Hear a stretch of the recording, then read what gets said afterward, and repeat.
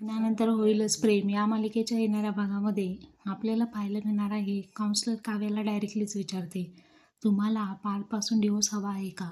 लवकरातल्या लवकर सांगा, कारण एकदा का तुमच्या दोघांचा डिवोर्स झाला की माझ्या बातचीचं स्थळ मी पारसाठी सुचवणार आहे.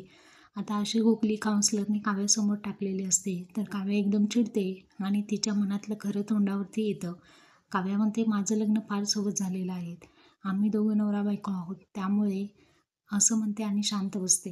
तर आता काउन्सलरला ते समजायचं असतं, ते समजते आणि तिथून निघून जाते की काव्यालाही पार्थसोबत हे लग्न टिकवायचं आहे.